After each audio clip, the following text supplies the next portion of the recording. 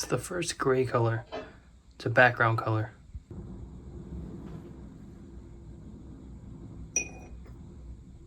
This is a Hasui reproduction. It's called Moored Boat in the Snow. And I'm printing these for Jed Henry's website, ukiyo-heroes.com. Here's a few of these little postcard designs that I've done for him.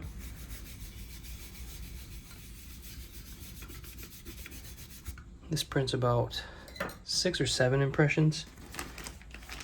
And it starts with just this flat, light gray background.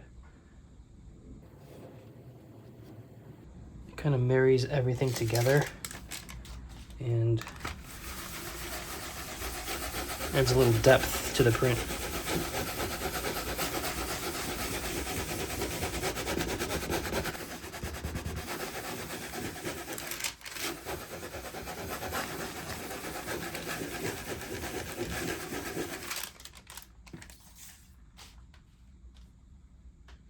It also allows the white of the print to pop a little more.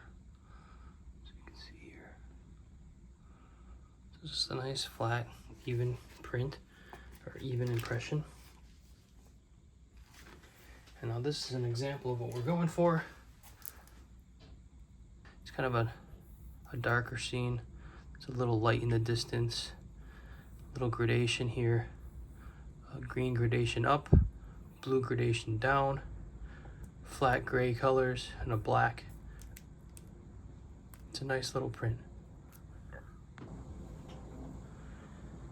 So when we do these mokuhanga prints, we want every sheet to be the same along the whole process, during the whole process. So for this one, I put the same amount of pigment, same amount of paste. I brush it in the same direction, same way, for the same amount of time. And then when I take the impression, I lay the paper down exactly the same way every time. And I use my Baron, the same amount of pressure.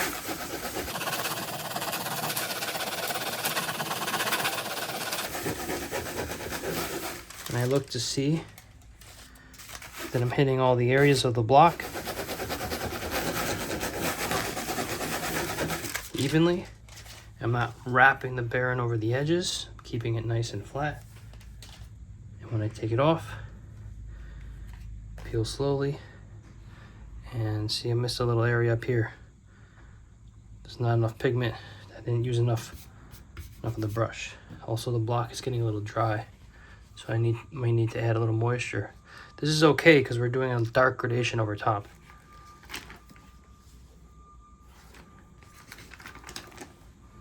So if that happens, I just spray a little water into my brush. Apply that to the block, and then I start again.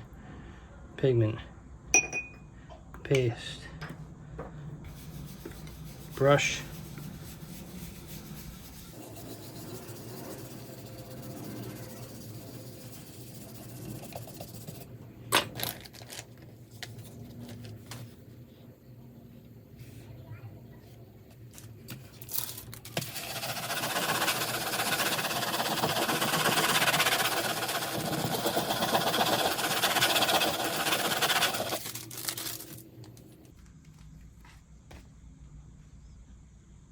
Same every time. So we're going for consistency, but we also kind of want to maintain a decent speed, because the block is slowly drying out in between every time. So is the brush. And we keep our paper moistened in this pack of plastic. So that kind of maintains its moisture level the whole time.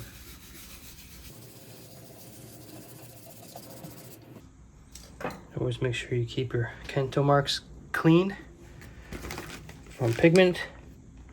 Try to keep our margins clean.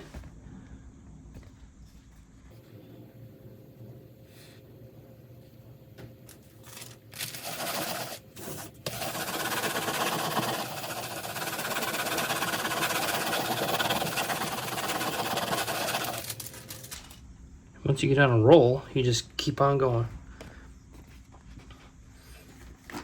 until your whole have 50 sheets in here, I believe. So I'll just keep doing this 50 times.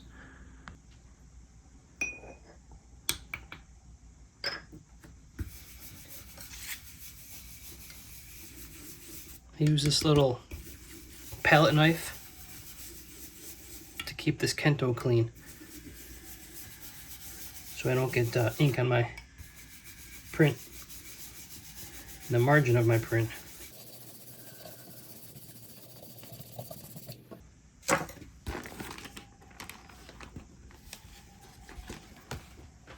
I also put a little tiny dot in the corner, so I know that's the corner that needs to go in the registration, so I don't actually accidentally flip the print over.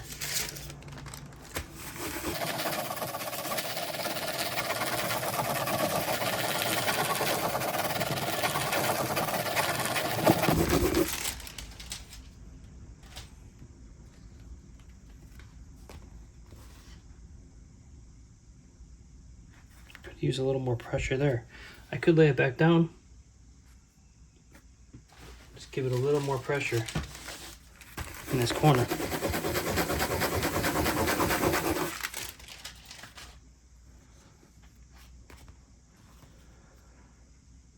That's better. Block's getting a little dry. Give it a little squirt. Some pigment. Paste.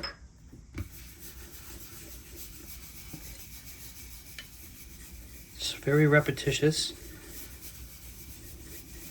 But once you get into it, once you get into the groove, it's quite nice.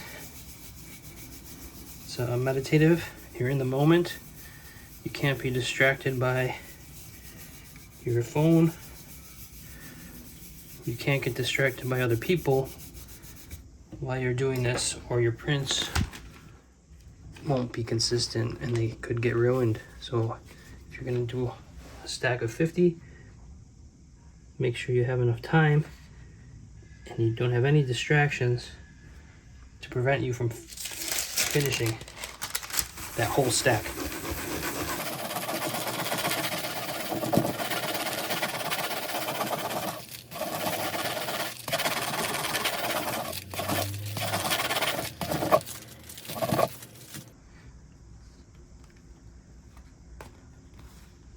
See that?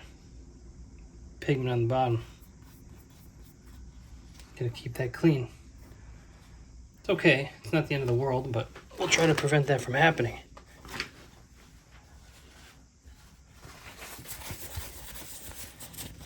Always keep your edges clean.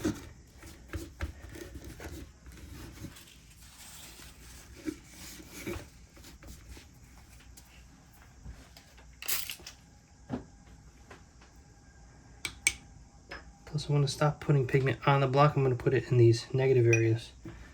Sometimes it builds up in the grain of the wood and it's a little darker, because you tend to put the ink or the pigment in the same place on the block every time, and so it can get like a dark spot.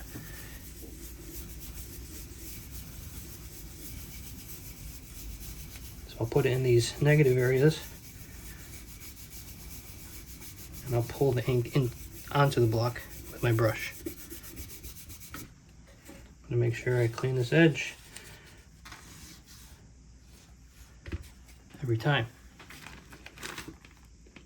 So you learn from your mistakes as you go along.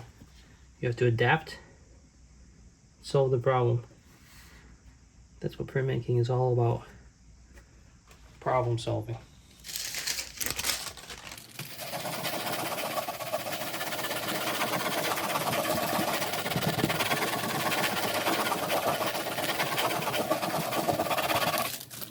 See, this is folding over. That's why I got pigment on it.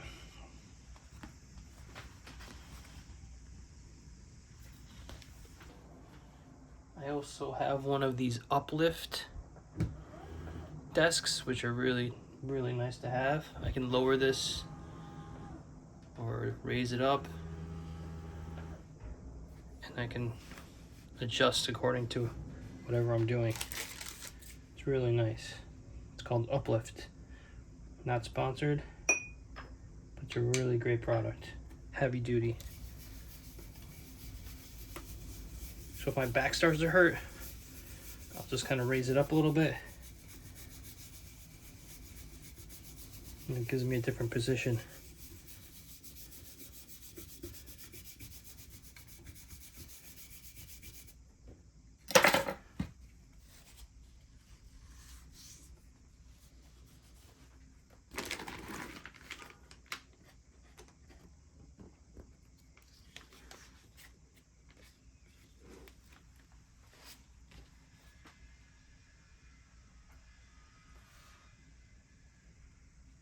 I live in New York City, and there's constant construction on my block.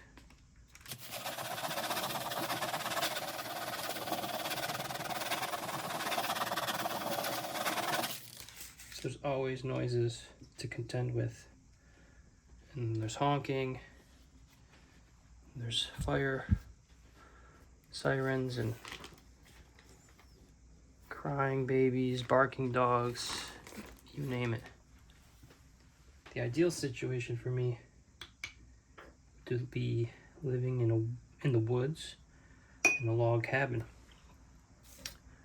That's where I'd prefer to live, so I could do work like this peacefully and not be bothered. But currently that's not my situation. It's a goal of mine to have a studio somewhere more remote. So just keep working towards that goal. Maybe later in life I'll achieve that.